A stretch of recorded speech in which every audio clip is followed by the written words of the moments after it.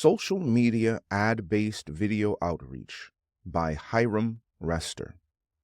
Hiram Rester, D-Min, pastors the Columbia Seventh-day Adventist Church in Columbia, Missouri, United States. What if you could generate interest among young adults in your community by sharing concise evangelistic videos and then inviting them to an evangelistic series? If you did, what if they actually attended? Good news, you can and they will. At least, that was what happened for us, and in the process, we had more than 850,000 video views on social media in our area of about 180,000 people. During our previous outreach efforts, we found it difficult to draw young adult attendees, and so we decided to try a new approach: generating interest. Communication Director Edner Davidson points out that traditional approaches to evangelism, such as a lengthy series of prophecy lectures, may not reach many of the younger generations. So, we must include new ways of communicating the Adventist message. Professor Joseph Kidder states, quote, "The mission of Christ is to evangelize the world. An effective way to do this is through social media when you do it professionally and with a loving heart." End quote. Several Adventist personalities have developed large social media followings and shared the gospel in fresh and inviting ways as young adults are constantly consuming content via social media.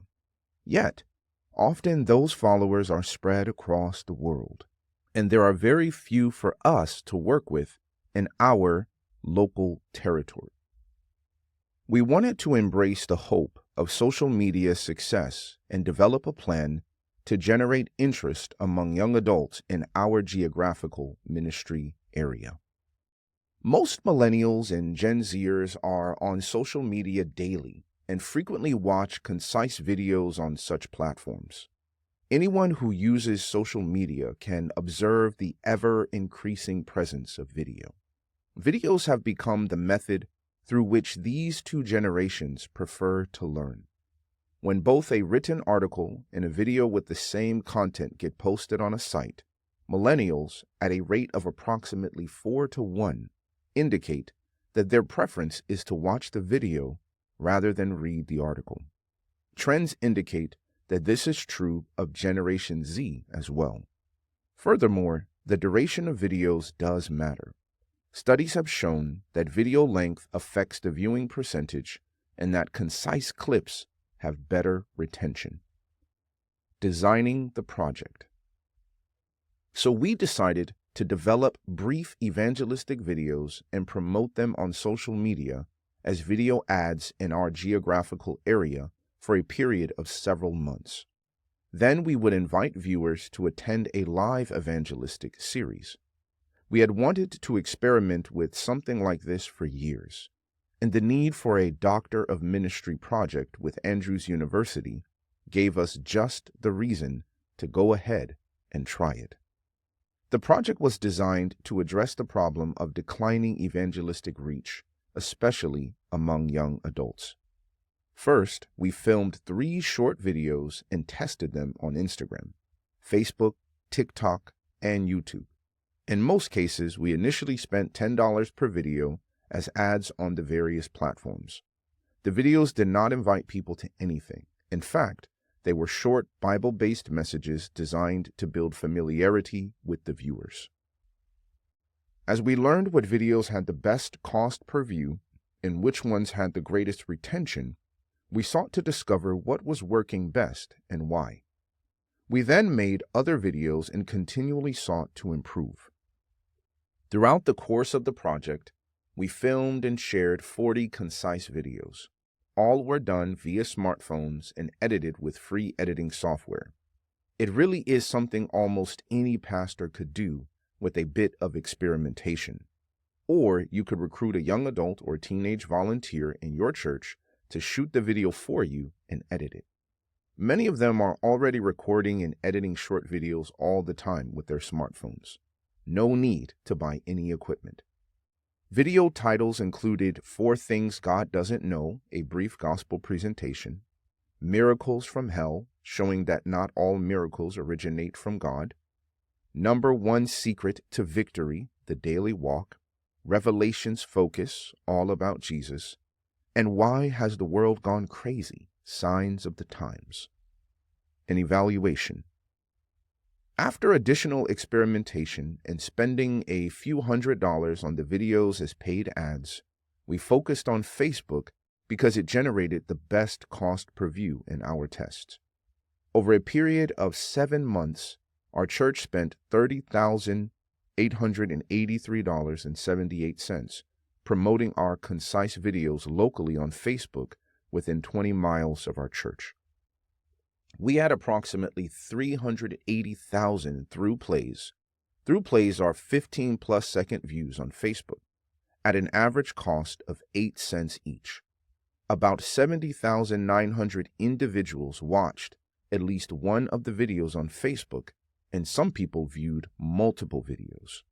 With only 2 months left until our live evangelistic series would start, we decided to circle back and experiment more on YouTube. Initially, we had set YouTube aside because the quote-unquote in-feed ads that show as a suggested next video on YouTube that we had first tried were more than twice as expensive per view as Facebook video ads. But at this point, we now determined to place our videos as the quote-unquote skippable ads, video ads that a viewer can click to skip after 5 seconds, that run at the beginning of most YouTube videos. We had an average view rate of 35%, which was really good, with an average cost per view of 4 cents. Again, the ads targeted viewers within 20 miles of our church. The approach proved to be very successful for us and resulted in our connecting with more young adults. YouTube is a great platform for reaching a younger crowd.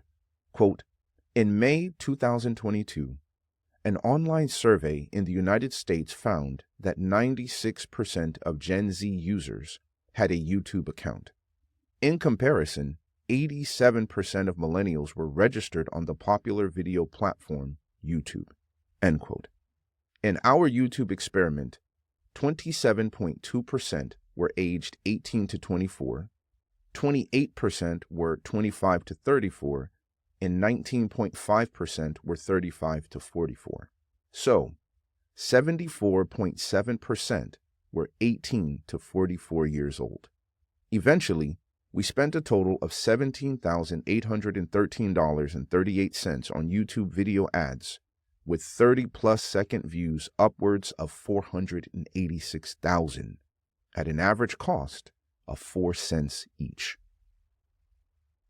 On this project, we employed the kind of funds often reserved for a major evangelistic campaign.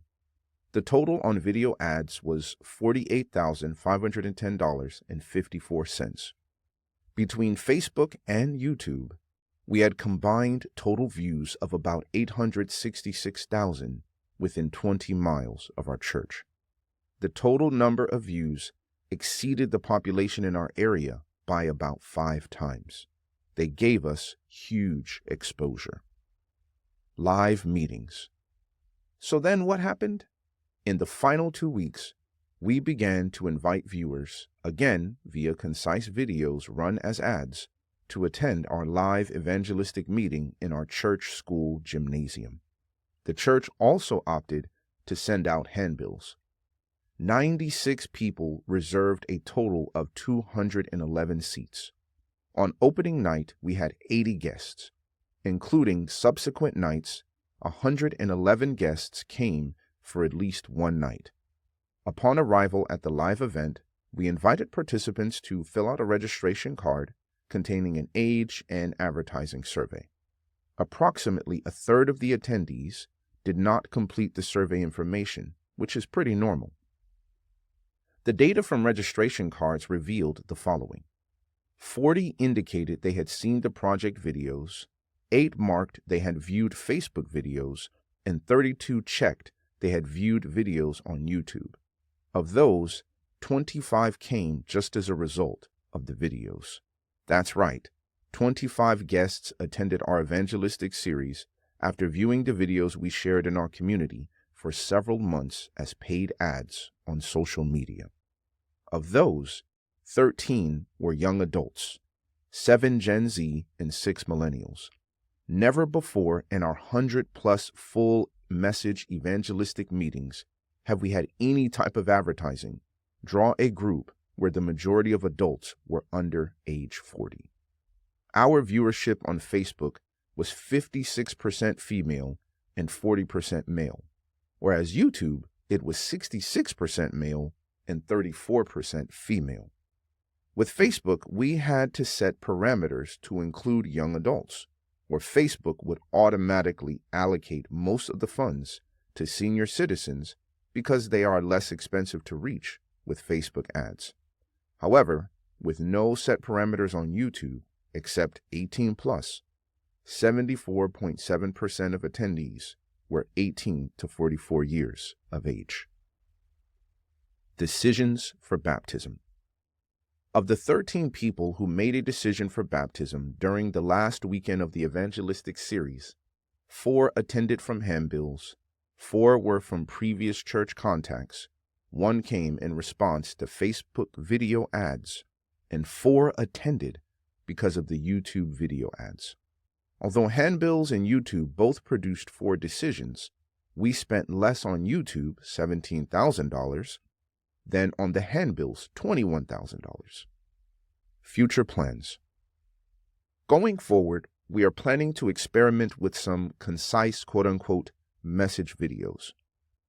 All those done so far were on basic Christian topics. In the next round, we intend to introduce the Sabbath, the state of the dead, and other topics often termed quote-unquote testing truths, and see how they affect live series attendance as well as the number of people who make decisions for baptism at the end. More experimentation is needed as this is a pilot program, but we hope that testing might result in a larger crowd for less cost. Another interesting development is that as the local pastor, I am now frequently recognized in the community at stores and restaurants. People have asked weeks later whether the live meetings were recorded and available online or whether we are going to do the prophecy series again. We see great potential going forward because our investment is now not just handbills with past calendar dates printed on them. Rather, our investment continues with recognition and familiarity in the community, as well as being seeds of truth planted by the videos. If you want to begin using elements from this research in your local outreach, you do not have to spend much money to get started. We filmed all our videos with smartphones we already owned, iPhone 7, and did our editing on free software, iMovie. We tested each video for about $10 each. Our only initial equipment costs were an inexpensive tripod holder for the phone, starting around $30, and a well-reviewed budget lapel mic that plugged directly into the phone, about $40. Video quality should be good, but perfection is neither necessary nor desired, because in the YouTube community, authenticity is very important. For practical suggestions to get started and steps to get your videos working as ads on YouTube limited to your local area, scan the QR code that is contained in the article online or in the magazine. Simple steps to get started on a small budget. Number 1, prepare your equipment, smartphone, phone holder, and mic. Number 2, prepare your notes. We suggest very brief bullet points on one sticky note for a video that should be 30 to 90 seconds in length. Take a walk and go through your bullet point notes out loud and conversationally until you have it down. Stick it to your phone right below the camera lens. Number 3, film. Do 3 takes and quit. Use the best one in its entirety. Number 4, do a quick, clean edit, trimming the beginning and end. have a good quote-unquote thumbnail created. We use Fiverr.com and spend about $12 per video for a quality thumbnail. Number 5, upload your video to YouTube. Number 6, set up a Google Ads account. The process will likely change at some point, but as of this writing, you would A, click quote-unquote create, B, choose quote-unquote campaign, C, choose as your objective, quote, create a campaign without a goals guidance, end quote. D, as campaign type, select quote-unquote video. E, choose quote-unquote custom video campaign. F, enter a campaign name. G, set the total for your test run at $10 and a duration of 2 weeks. H, under location, choose quote-unquote enter another location and select quote-unquote advanced search.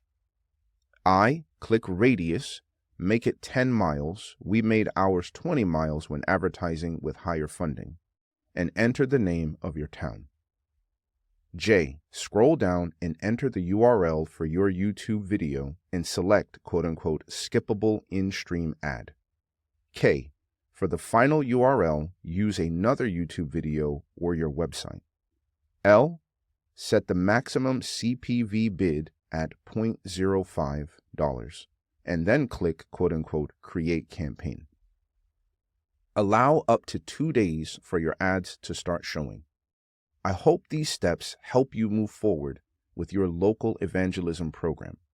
May your community outreach connect with many and bring glory for the kingdom of God.